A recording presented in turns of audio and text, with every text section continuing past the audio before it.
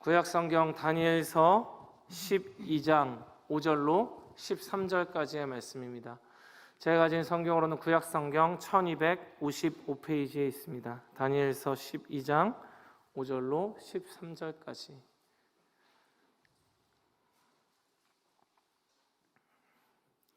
우리 다 찾으셨으면 저와 교독하여 읽도록 하겠습니다. 제가 먼저 읽습니다. 5절입니다.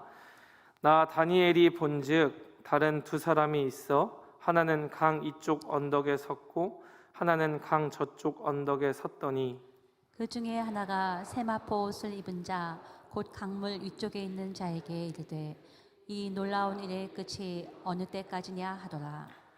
내가 들은즉 그 세마포 옷을 입고 강물 위쪽에 있는 자가 자기의 좌우손을 들어 하늘을 향하여 영원히 살아계시는 이를 가리켜 맹세하여 이르되 반드시 한때 두때 반때를 지나서 성도의 권세가 다 깨지기까지이니 그렇게 되면 이 모든 일이 다 끝나리라 하더라. 내가 듣고도 깨닫지 못한지라. 내가 이르되 내 주여 이 모든 일의 결국이 어떠하겠나이까 하니 그가 이르되 다니엘아 갈지어다. 이 말은 마지막 때까지 간수하고 봉함할 것임이니라. 많은 사람이 연단을 받아 스스로 정결하게 하며 희게 할 것이나 악한 사람은 악을 행하리니 악한 자는 아무것도 깨닫지 못하되 오직 지혜 있는 자는 깨달으리라. 매일 드리는 제사를 폐하며 멸망하게 할 가증한 것을 세울 때부터 1290일을 지낼 것이요 기다려서 1335일까지 이르는 그 사람은 복이 있으리라. 우리 마지막 13절 함께 읽겠습니다. 너는 가서 마지막을 기다리라. 이는 내가 평안히 쉬다가 끝날에는 내 몫을 누릴 것임이라. 아멘. 우리 옆에 분들과 함께 인사 나누도록 하겠습니다. 잘 오셨습니다. 우리 수요 3일밤 예배에 오신 여러분들 주님의 이름으로 환영합니다. 특별히 이 예배 시간 통하여서 하나님의 은혜를 경험하는 놀라운 시간 되기를 주님의 이름으로 축복합니다. 오늘 우리가 함께 읽은 다니엘서 12장 5절 이하의 말씀은 다니엘서의 마지막을 장식하고 있는 내용이죠. 다니엘은 어린 시절부터 그의 인생의 노년에 이르기까지 그의 일평생이 마치 한 편의 영화 같은 삶을 살았던 사람이었습니다. 물론 제가 이런 이야기를 하면 우리 열방의 성도님들께서는 늘 보는 것이라고는 영화나 드라마보다는 성경만 보시기에 크게 공감하지 못하실 수도 있습니다만 영화 같은 인생이 있어요. 다니엘이 바로 그러한 인생을 살았던 사람이었습니다. 여러분, 예전에 보셨던 영화들을 한번 떠올려 보시죠. 그 영화가 좋은 작품인 것을 결정하는 여러 가지의 기준점들이 있겠습니다만 그것 가운데 하나가 그 마무리를 어떻게 짓고 있는가 하는 것입니다. 아무리 처음 시작과 중간까지 재미가 있더라도 그 끝이 허무하거나 혹은 기대에 미치지 못한다라면 좋은 작품이라고 이야기할 수 없을 것입니다.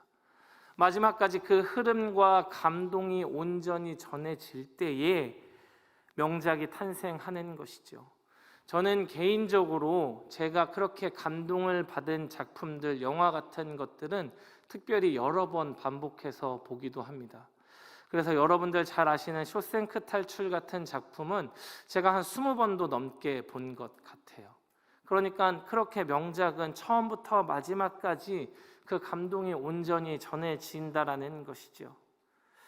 다니엘은 처음부터 그가 어린 시절부터 그리고 마치는 그 순간까지 하나님의 사람이 마지막의 때를 어떻게 보내야 하는지 아주 탁월하게 그의 삶을 통하여 우리에게 전달해주고 있습니다. 다니엘서 전체를 포괄하고 있는 내용을, 관통하고 있는 내용들을 한마디로 정의하자면 우리 눈앞에 놓여진 현실, 우리가 처한 현실이 이 세상의 전부가 아니라는 것입니다. 그것을 우리 눈앞에 보인 현실, 앞으로의 미래 펼쳐질 모든 것들은 결국 하나님께서 친히 운영해 나가시는 것이고 온 모든 역사가 주의 손 안에 있다라는 것이죠. 다니엘은 어린 시절에 바벨론에 끌려왔었고 후에 메대와 바사의 역사까지 경험하게 됩니다. 그리고 하나님께서는 그에게 환상을 보여주셔서 메대와 바사뿐만 아니라 헬라 제국이 다시 일어날 것임을, 그리고 그 후에는 로마가 일어날 것임을 다 보여주셨습니다. 그렇게 열강의 역사를 보여주시면서 결국 그 역사를 운영해 나가시는 이는 오직 여호와 하나님 한 분임을 밝히 보여주셨던 것이죠. 바벨론의 그 포로기 속에서, 그리고 왕 앞에 엎드려 절하지 않으면 목숨을 잃는 상황 속에서도 다니엘과 세 친구는 하나님을 믿는 믿음을 지키며 살았습니다. 특별히 다니엘서 3장과 6장에 보면 다니엘의 하나님, 나의 하나님, 사드락과 메삭과 아벳느고의 하나님이라고 표현하고 있죠. 상황이 나를 억누른다 할지라도 나는 나의 하나님을 믿는 믿음으로 살아가는 거예요. 왜? 눈앞에 펼쳐진 현실이 전부가 아닌 것을 알고 있기에, 그것을 뛰어넘어 역사하시는 하나님, 나의 하나님임을 알고 있기에 그들은 그 믿음 가운데 살았던 것이죠. 다니엘이 왕의 꿈의 내용을 말하고 해석했을 때에도, 그리고 그가 높은 자리에 앉아 나라를 통치할 때에도 그는 여전히 하나님 앞에 서 있던 백성이었습니다. 사실 지극히 개인적으로 이 다니엘서를 묵상할 때면 이렇게 일관된 믿음의 모습으로서 나타나는 다니엘을 보게 되면 절로 고개가 숙여지게 되는 것 같습니다. 다니엘의 이러한 일관된 믿음의 모습을 보게 되면 제일 감탄하고 또 감동을 받게 되는 것 같아요. 어린 시절부터 그가 고령의 나이가 되어서도 하나님을 여전히 의지하고 역사의 주인 앞에 서 있는 그 믿음의 모습을 보자면 은혜가 된다라는 것이죠. 여러분, 일관되게 산다라는 것이 얼마나 어렵습니까? 특별히 그 일관되게 사는 모습들 가운데에서도 믿음을 지키며 산다라는 것은 더더욱이나 어려운 것이 우리들의 현실일지도 모르겠습니다. 여러분, 물론 잠깐 바뀌어져서 살아가는 것은 어렵지 않을 수 있어요. 무언가 좋은 계기가 있고 또 기회가 있어서 삶의 좋은 방향으로 흘러가듯이 살아갈 수 있습니다. 그런데 그것이 일관되어져서 그 사람의 모든 인생을 점철하기까지 살아가는 것은 결단코 쉬운 일이 아니라는 것이죠. 여러분, 한 가지 예를 들어볼까요? 여러분, 많은 사람들이 요즘에 관심을 갖는 주요 주제 가운데 하나가 바로 건강이에요. 그래서 수많은 사람들이 무엇에 도전하느냐면 다이어트에 도전합니다. 다이어트에서 가장 중요한 것은 무엇입니까? 적게 먹고 많이 운동하는 거예요. 적어도 죽지 않을 만큼만 먹고 적어도 걸을 수 있을 때까지 걸어야 살이 빠집니다. 다이어트를 해보신 경험이 있는 분들이라면 다 공감하시겠습니다만 사실 살 5kg를 빼는 것도 굉장히 어려워요. 그런데 살을 빼고 난 뒤에 우리에게 남겨진 것이 무엇입니까? 그것을 유지하는 거예요. 수많은 사람들이 여기서 무너져요. 살을 뺐다 싶다가도 요요 현상이라 그러죠. 다시 원래대로 돌아와요. 원래대로 돌아오는 것뿐만 아니라 이전보다 더 쪄요. 여러분, 그것을 수없이 반복하는 것이 우리들의 삶이라고요. 그렇게 열심히 했으면 일관되게 그렇게 살아가야 되는데 그것이 결단코 쉽지 않다라는 것입니다. 사진을 한 장 보여주시면 좋을 것 같은데요. 여러분, 제가 예전에 열방교회에 있을 때에 둘 다 저희 교회에서 사역할 때예요. 대략 98kg 정도, 그러니까 인생에 살면서 적어도 세 자리는 한번 찍어봐야 되겠다라는 목표를 가지고 살아갈 때가 있었습니다. 그때가 몸무게가 98kg였어요. 저도 준비하면서 처음 봤어요. 그러다가 도저히 맞는 양복도 없고 원래 허리도 좋지 않은데 계속 허리가 아파서 도저히 안 되겠다 싶어서 살을 빼기 시작했습니다. 정말 처절하게 뺐어요. 여러분, 여기서 다 말할 수 없습니다만 죽을 뻔했어요. 그래서 열심히 살을 빼서 몇 킬로가 됐습니까? 84kg 정도 됐대요. 그러니까 한 14kg 정도, 13kg 그 정도 내외를 뺀 것 같아요. 여러분, 사진으로 보는데 좀 차이가 느껴지십니까? 목이 없다가 생겨났어요. 그런데 나름 저는 이 설교를 준비하면서 98kg대의 저의 모습을 보면서도 나름 귀엽긴 했었구나라는 생각을 하긴 했었습니다. 창피하니까 좀 사진을 내려주십시오. 여러분, 제가 이렇게 부끄러운 창피한 저의 과거의 사진까지 보여드리면서 이야기하고자 하는 것이 무엇일까요? 그렇게 일관되게 살아가는 것이 쉽습니까? 어렵습니까? 어려워요. 세상 가운데에서도 그렇게 일관되게 살아가는 것은 어렵고, 더더욱이 믿음을 지키면서 하나님의 백성답게 살아가는 것은 더더욱 어렵습니다. 그래서 좁은 길이라고 예수 그리스도께서는 이야기하시기도 하셨습니다. 여러분, 그런데 다니엘은 어려서부터, 그리고 그가 고령의 나이가 되어서, 그가 포로였을 때, 그리고 그가 총리의 자리에 위치했을 때 여전히 그는 믿음의 사람이었다라는 것이죠. 여러분, 우리가 세상 속에 살아갈 때에는요, 대세를 따르면서 사는 것이 훨씬 더 편안하고 유익합니다. 그저 나의 믿음, 나의 생각을 지키면서 살아가는 것보다 세상의 흐름대로 세상의 대세를 따르면서 살아가는 것이 훨씬 더 편안하다고요. 다니엘의 시대 때 대세가 무엇이었을까요? 강대국 바벨론이었고 그 뒤를 이은 메대와 바사였을 것입니다. 느부갓네살 왕이었었고 고레스 왕이 당시 시대의 대세를 따르는 삶이었을 거예요. 그런데 다니엘과 그리고 그의 친구들은 그러한 대세를 따르며 살아갔던 것이 아니라 대의를 따르며, 궁극적으로는 그들의 믿는 하나님 여호와만 따르며 살았던 삶이었었습니다. 그러니 저절로 이들의 모습을, 삶의 모습을 돌이켜볼 때마다 고개가 숙여지게 되는 것 같습니다. 이렇게 아름답게 하나님 앞에 삶을 살아왔던 다니엘에게 이제 마지막 12장에 이르러 드디어 마지막 하나님의 말씀과 환상이 계시되고 있습니다. 오늘은 그 말씀을 함께 살펴보면서 우리들도 다니엘처럼 대세를 따르는 것이 아니라 믿음을 따르는 삶을 살기를 소망합니다.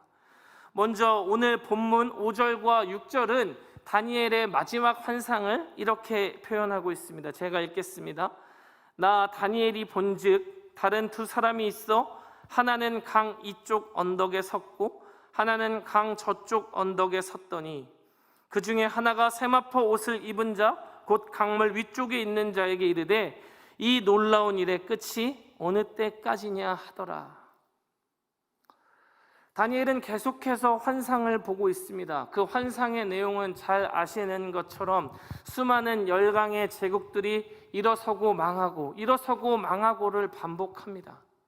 그것을 통하여서 여전히 역사의 주인은 하나님이라는 사실을 깨닫게 하시죠.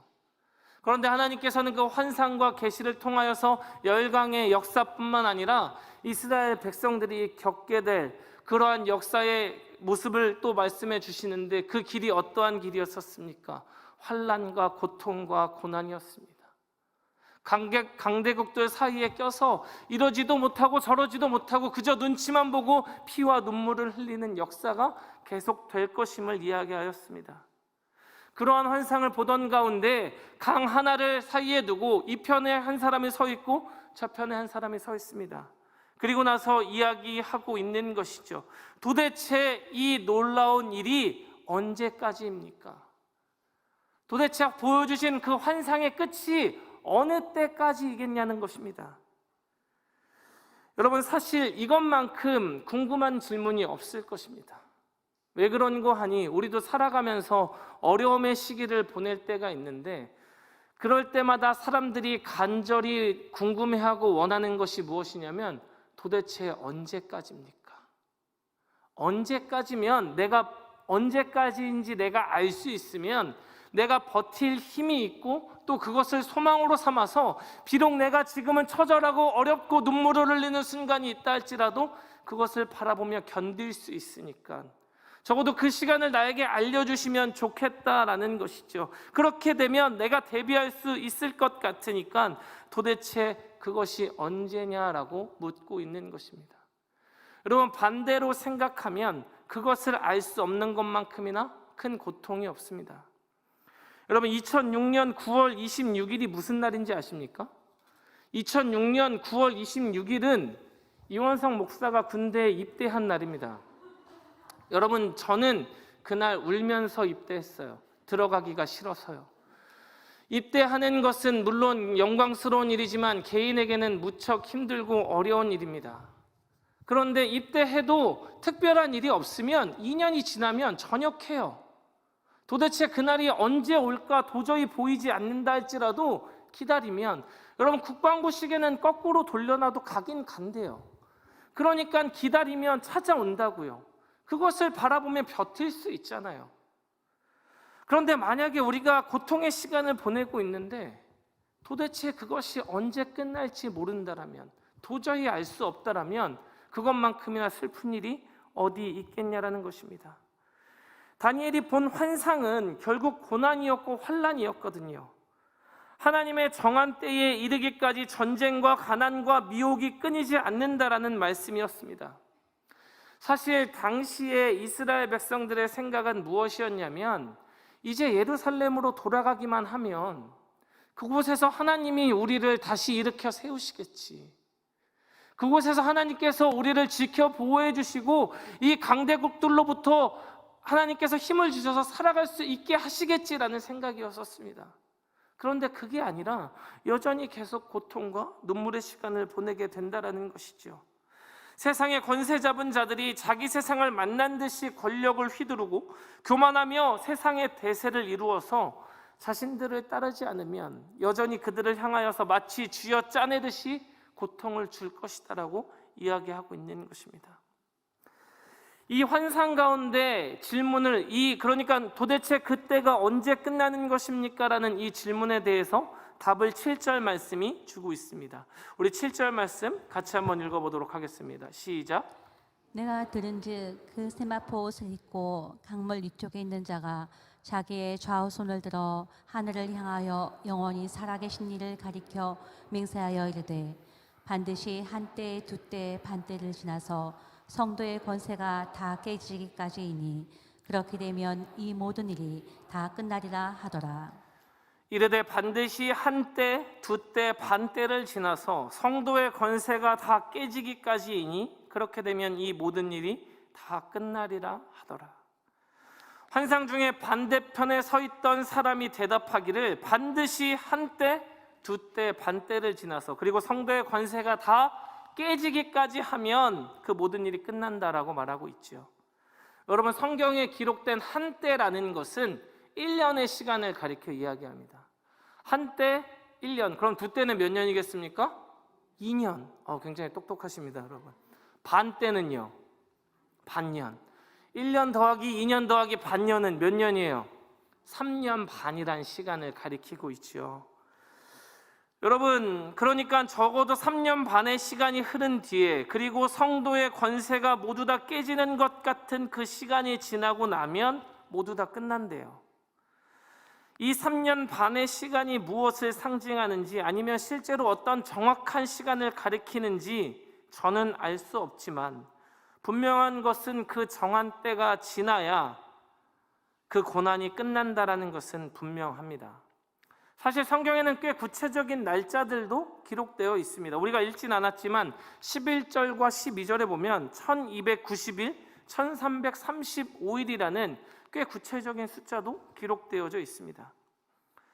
그런데 저는 하나님께서 이 시간이 정확히 언제인지를 그 백성들이 알기를 원하셔서 이 날들을 말씀하신 것은 아니라고 생각합니다. 사실 예수 그리스도의 제자들도 그리스도를 향하여서 묻거든요. 도대체 그날이 언제입니까? 그런데 예수께서 말씀을 해주십니까? 안 해주십니까? 안 해주셔요. 왜 그렇습니까? 그날은 오직 누구만 아십니까? 아버지 하나님만. 그 날은 오직 아버지 하나님께 속한 날이기 때문에 그러한 것입니다. 왜 하나님 아버지만 아셔야 되는 것일까? 우리에게 가르쳐 주시면 앞서 말씀드렸던 것처럼 적어도 그때까지는 내가 견딜 수 있겠구나라고 소망을 품고 살아갈 수 있을 텐데 도대체 왜 아버지만 아시냐라는 것입니다. 그런데 사랑하는 성도 여러분, 한국교회의 잘못된 종말론의 개념은 이때, 그러니까 이 시기에 관하여서 집중하려고 하기 때문에 수많은 잘못들이 생겨나기도 했었습니다. 한번 예를 들어서 설명해 보겠습니다. 여러분, 이원성 목사가 설교 중에 이런 이야기를 한다라고 가정해 보시죠. 성도 여러분, 제가 기도 중에 하나님께서 저에게 깨닫게 해주셨습니다. 의심의 여지 없이 아주 정확하게 깨닫게 해주셨습니다. 주님께서 정하신 때가 언제 임하는가, 2022년 5월 31일에 임합니다. 여러분, 일말의 의심의 여지도 없이 이날 반드시 임한다라고 하나님께서 깨닫게 해주셨습니다. 여러분, 이 이야기는 예를 든 것입니다. 저 사람 정신 나갔다라고 생각하시면 안 됩니다. 그런데 제가 이렇게 이야기를 했을 때에 여러분들께서 설교자의 그 설교를 철석같이 믿었어요. 그러면 그 뒤로 우리들의 삶이 어떻게 되겠습니까? 이제 한 달도 채 남지 않은 그 시간 가운데에 여러분들의 삶이 이전과 같을 수 있겠냐라는 것입니다. 저는 자신 없어요. 만약에 나에게 그 정도의 시간밖에 남지 않았다라면 이전에 내가 가치 있다라고 생각하는 것을 하면서 살아가기에 급급할 것 같습니다. 내가 사랑하는 사람들의 얼굴을 한 번이라도 더 보려고 할 것 같고, 내가 이전에 입어보고 싶었는데 못 입어본 옷도 사러 갈 것 같고, 먹고 싶었는데 못 먹었던 음식도 열심히 사 먹으러 다닐 것 같습니다. 여러분, 그러한 삶, 그러한 현실이 깨어져 버린 삶을 살게 된다라는 것이죠. 여러분, 그러하기에 하나님께서는 그때를 오직 하나님 여호와만 알고 있으신 것이죠. 여러분, 개혁주의 관점에서 바라본 종말이라고 하는 것은 그 시기와 때에 집중하는 것이 결단코 아닙니다.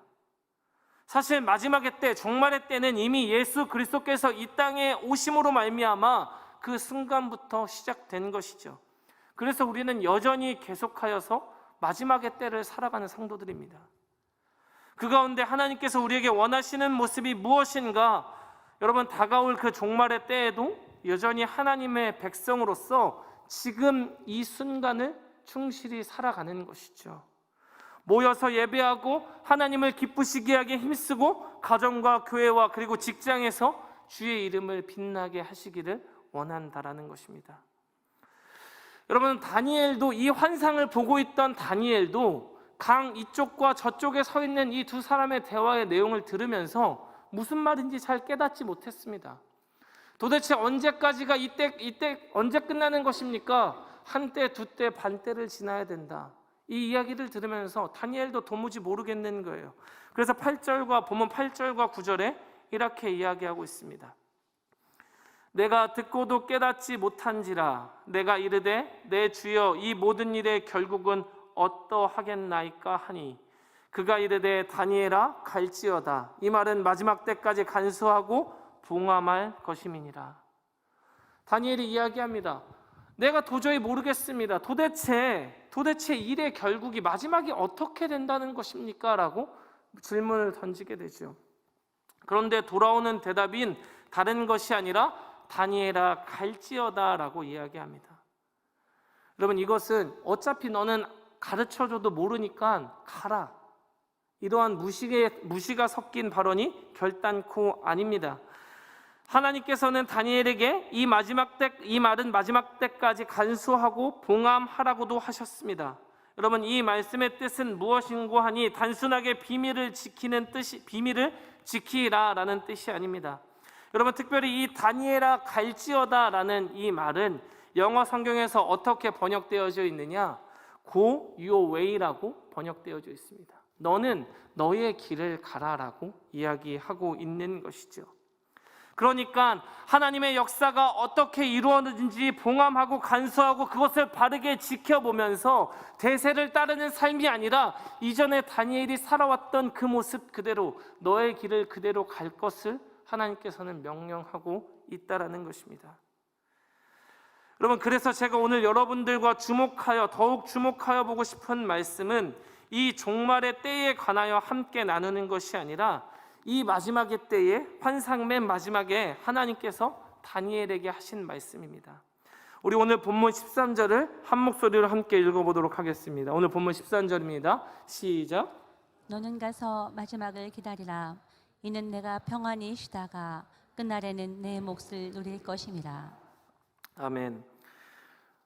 다니엘서를 기록하고 있는 가장 마지막 절 13절에 하나님께서는 다시 한번 다니엘에게 한 가지 명령을 던지고 있습니다. 그 명령이 무엇입니까? 너는 가서 마지막을 어떻게 하라고요? 기다리라 라고 명령을 하고 있습니다. 이 명령에 대해서 영어 성경에서는 무엇이라고 번역하고 있느냐? As for you, go your way till the end라고 번역합니다. 발음이 좀 괜찮은지 모르겠습니다. 그러니까 우리가 앞서 9절에서 살펴본 다니엘아 갈지어다라는 명령과 너의 길을 가라라고 하는 명령이 동일한 명령이 다시 한번 다니엘에게 주어진 것이죠. 이 명령에 관하여서 특별히 세번역이나 현대인의 성경에서는 무엇이라고 이야기하느냐? 너는 끝까지 최선을 다하라. 너는 끝까지 충성하라라고 번역을 하고 있습니다. 너는 가서 마지막을 기다리라. 너는 가서 끝까지 충실하게 살아라. 너는 가서 끝까지 충성하라라고 의역하고 있다라는 것이죠. 이 명령은 내가 부를 때까지 너의 할 일을 다 하라라는 의미입니다. 이제나 저제나 주님이 오실 때까지 그저 감나무 밑에서 감 떨어지듯이 그렇게 수동적으로 살아가는 것이 아니라 어차피 주님 오시면 이 모든 것들이 다 무용지물이니까 허무주의에 빠져 사는 것이 아니라 혹은 주님의 날이 오지 않을 것이다라고 생각하며 쾌락주의에 빠져 살아가는 것이 아니라 너는 너의 길을 그대로 충실히 살아가라라고 하나님께서는 다니엘에게 명령하고 있는 것이죠. 그 마지막의 때를 기다리라라는 것이 바로 하나님의 명령인 것입니다. 여러분, 이 기다림은 수동적이지도 않고 또 무기력하지도 않습니다. 여러분, 우리가 흔히 기다림이라는 단어를 생각해 볼 때면 어쨌든 궁극적으로 대상이 와야 그 기다림이 종료되니까 수동적인 이미지를 갖기가 쉽습니다만 하나님께서 다니엘에게 명령하신 이 기다림은 결단코 수동적이지도 않고 또 무기력하지도 않습니다. 끝을 생각하는 것이 아니라 주어진 삶을 생각하는 것, 그것이 바로 오늘 본문에서 말하고자 하는 기다리라는 명령인 것이죠. 그냥 기다리라는 것이 아니라 잘 기다리라는 거예요. 우리 옆에 분들과 함께 인사 나눠보실까요? 잘 기다립시다. 여러분, 잘 기다린다라는 것이 무엇일까? 한번 제가 예를 들어 설명해 보겠습니다. 저희 아내가 아이들과 저는 집에 있고 혼자 볼일을 보러 잠시 외출을 했다라고 가정해 보시죠. 그러면 저의 역할은 가정에서 아이들을 잘 돌보는 거예요. 그러면서 아내가 올 때까지 기다리는 것입니다. 그렇게 기다리는데 잘 기다리는 게 중요하다라고 말씀드렸잖아요. 제가 아내가 외출한 뒤에 10분마다 전화하는 거예요. 여보, 택배 왔는데 이거 어떻게 해야 돼? 방 안에 넣어놔? 어디에 놔? 아, 알았어. 여보, 애들 간식은 뭐 먹이면 돼? 아, 알았어. 또 전화, 여보, 밥 어떻게 할 거야? 와서 차려줄 거야? 우리 뭐 시켜 먹어? 또 끊고. 여보, 언제 올 건데? 10분마다 이렇게 전화를 한다고 생각해 보시죠. 여러분, 이러면 잘 기다린 거예요? 진상짓한 거죠. 여러분, 그 때에 집중하는 삶의 모습이 바로 이러하다라는 것입니다. 하나님께서는 다니엘에게 너는 가서 마지막을 기다리라. 그런데 이 기다림은 잘 기다리라는 뜻이에요. 어떻게 잘 기다리느냐? Go your way. 네가 이전에 살아왔던 그 모습 그대로 너의 삶의 현장과 그 모습 속에서 너의 역할을 하며 기다리라는 것입니다. 여러분, 그러하기에 이러한 기다림의 삶의 모습은 전혀 수동적이지도 않고 전혀 무기력하지도 않은 것이죠. 하나님께서는 모든 종말의 계시와 환상의 마지막에 다니엘에게 이 기다림에 관하여서 명령하셨습니다. 너는 그때가 언제쯤 올 것이니까 무슨 준비를 어떻게 해야 한다라는 것도 아니었습니다. 반드시 그날은 도래한다. 그러하기에 너는 가서 마지막을 잘 기다릴 수 있어야 한다라는 명령이었죠. 이 기다림이라고 하는 것은 특별한 행동을 가리키는 것이 아니라 우리의 지극히 평범한 일상 가운데에서 이루어내는 것이라는 것입니다. 가정에서 남편으로서, 아내로서, 부모로서, 자식으로서의 역할을 감당하고 직장에서도 맡은 바 역할을 충실히 수행하며 교회 안에서도 찬양과 경배로 주님의 이름을 올려드리고 함께 교제 나누며 전도하고 복음을 전하는 일, 그러니까 우리에게 지극히 평범하게 주어진 일 가운데 충실히 행함으로 말미암아 종말의 때를 기다리는 것이 하나님께서 다니엘에게 그리고 종말의 때를 살아가고 있는 우리들에게 주신 명령이라는 것이지요. 여러분, 그런데 안타까운 것은 무엇입니까? 오늘날의 교회도 그리고 성도들도 마치 다니엘에게 하신 이 마지막 명령을 깨닫지 못하는 것처럼 살아가고 있다는 것입니다. 오늘 본문 10절의 말씀을 같이 한번 읽어보도록 하겠습니다. 본문 10절입니다. 시작. 많은 사람이 연단을 받아 스스로 정결하게 하며 희게할 것이나 악한 사람은 악을 행하리니 악한 자는 아무것도 깨닫지 못하되 오직 지혜 있는 자는 깨달으리라. 아멘. 악한 자는 아무것도 깨닫지 못하되 오직 지혜 있는 자는 깨달으리라. 분명히 가서 기다리라고, 마지막의 때를 기다리라라고 말씀하셨습니다. 이 기다리라는 말은 깨어 근신하라는 말인데 마치 그날이 오지 않을 것처럼 마음껏 욕심을 부리고 태만하게 살고 있습니다. 악을 행하는 자는 아무것도 깨닫지 못한다고, 그러니까 그 마지막의 때를 어떻게 살아내야 되는지, 어떻게 기다려야 되는지 아무것도 깨닫지 못하는 것처럼 살아가고 있다는 것입니다. 그런데 마치 오늘날의 교회와 성도들이 그렇게 살아가고 있는 것만 같아요. 교회가 세상처럼 이익을 추구하기도 하고 커지고 권세를 자랑하는 것에 혈안이 되어 있습니다. 성도들은 종말의 때를 살아가고 있다는 자각 속에서 깨어 근신해야 하는 것이 마땅한데 마치 그날이 오지 않을 것처럼 내 만족과 내 유익을 살아가기에 급급하다라는 것이죠. 여러분, 그래도 이렇게 수요 3일밤 예배에 나와서 예배 드리시는 우리 성도님들의 모습이 얼마나 귀한지 모르겠습니다. 여러분, 내일 무슨 날입니까? 어린이날, 빨간 날이에요. 그런데 하필 또 목요일이에요. 금요일날 휴가만 잘 마쳤으면 연휴가 엄청 길어질 수 있어요. 어차피 다음 주에도 예배는 있고 주일은 또 돌아오는 것이고 수요일도 얼마든지 돌아오니까 좀 내 시간 좀 갖고 얼마든지 여유 부릴 수 있잖아요. 여러분, 그러면 돼요, 안 돼요? 안 된다라고 해 주셔야지 뭔가 좀 호흡이 맞잖아요. 여러분, 마지막의 때를 살아가고 있습니다. 가서 잘 기다리라고. 너는 마지막의 때를 기다리라고. 세상의 대세를 따르는 것처럼 세상의 사람들은 내 만족과 유익을 위해서 살아가니까 얼마든지 여행도 다니고 내가 하고 싶은 대로 행하며 살아갈 수 있죠. 그런데 우리는 믿는 자들이잖아요. 하나님의 때가 반드시 도래한다라고 고백하는 자들이잖아요. 그러니까 그 가운데에서도 구별되게 깨어 있어서 지혜 있는 자답게 행하는 것이 마땅하다라는 것입니다. 여러분, 주님의 지혜를 나의 기쁨으로 삼는 복을 누리시기를 소망합니다. 사랑하는 열방의 성도 여러분, 반드시 그날이 도래하고 있음을 기억하시기를 바랍니다. 그날이 있음을 믿기 때문에 또한 우리에게 주어진 오늘 하루를 주목하시기 바랍니다. 지금 내게 주어진 책임의 주목함이 바로 영원한 하나님 나라를 기다리는 사람들의 모습입니다. 아무리 어려움이 찾아온다 할지라도 늘 전과 같이 예배드리고 또 함께 모여서 교제를 나누고 가정과 교회와 사회에서 그 역할을 하는 것, 그것이 이 종말의 때를 살아가는 성도들의 참된 모습이어야 한다는 것이죠. 여러분, 코로나 때에 얼마나 많은 사람들이 떨어져 나갔습니까? 차마 말하지 못할 정도로 처참한 것이 교회의 모습입니다. 그러나 여러분, 바로 그때에도 우리는 아무런 상관이 없이 마치 전과 같이 일상을 살아내는 것이 종말의 때를 살아가는 성도들의 모습이라는 것입니다. 하나님께서는 다니엘에게 마지막을 기다리라고 말씀하십니다. 여전히 눈물나고 환난이 찾아와서 너를 어렵게 한다 할지라도 그것에 낙심하거나 좌절하지 말고, 또 도대체 언제 끝이 나는 것이냐고, 그때가 도대체 언제 찾아오는 것이냐고 잘못된 관심을 두지 말고 그저 믿음으로 살아내라라고 말씀하고 있는 것입니다.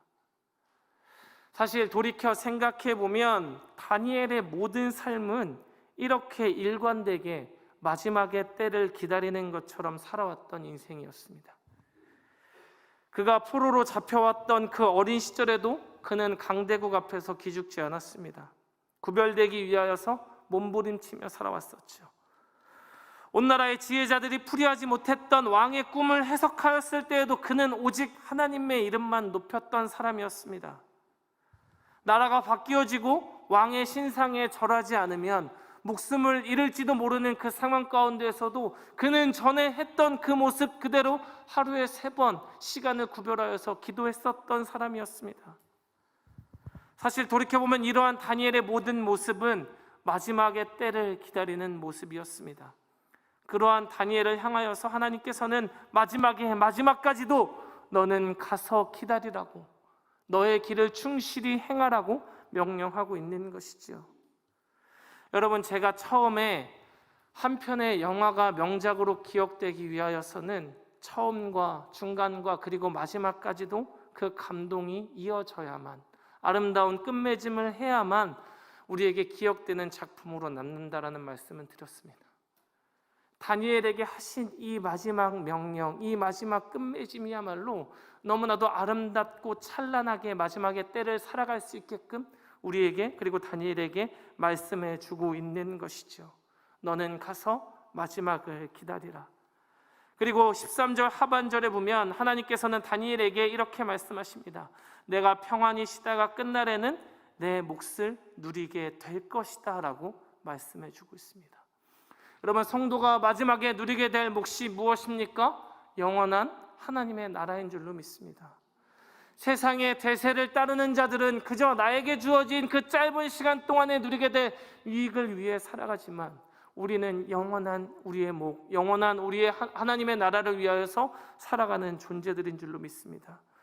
사랑하는 성도 여러분, 저는 우리 열방교회 모든 성도들이 이 종말의 때를 다니엘과 같은 모습으로서 살아내었으면 좋겠습니다. 여전히 우리들도 마찬가지로 마지막의 때를 살아내고 있습니다. 환난과 기근과 핍박과 전쟁이 끊이지 않는 삶인 것이죠. 사실 환난이나 기근이라고 표현하기도 어렵지만 사는 것 자체가 그 어려운 것이 우리들의 현실입니다. 하루의 고민이 끝나면 어김없이 다른 고민이 나에게 찾아와요. 하루의 걱정거리가 끝나면 여전히 다른 걱정거리가 고개를 들어서 나를 반겨주고 있는 것이 우리들의 삶입니다. 그러나 그 가운데에서도, 그 종말의 때를 살아감에 있어도 여전히 우리가 눈물 흘리지 않고 여전히 주를 바라볼 수 있는 것은 무엇입니까? 주님께서 우리에게 가서 기다리라고 명령하셨던 그 명령을 기억하기 때문에 그런 것입니다. 너는 가서 기다리라, 마지막의 때를 충실히 살아내라라는 명령이 있기 때문인 것이죠. 이 기다림은 수동적이지도 않고 무기력하지도 않으며 쾌락주의에 빠지지도 아니하고 허무주의에 빠지지도 않습니다. 오직 하나님을 믿는 믿음으로 일상을 살아내는 것입니다. 마치 다니엘이 일평생 그렇게 살아왔던 것처럼 마지막의 때를 기다리는, 그 마지막의 때를 충실히 살아내는, 그래서 세상에 지는 것이 아니라 오히려 끝날에는 내 몫을 누리리라, 끝날에는 영원한 생명과 영원한 기쁨의 나라를 누리게 되는 우리 열방교회가 되어지기를 주님의 이름으로 축원드립니다.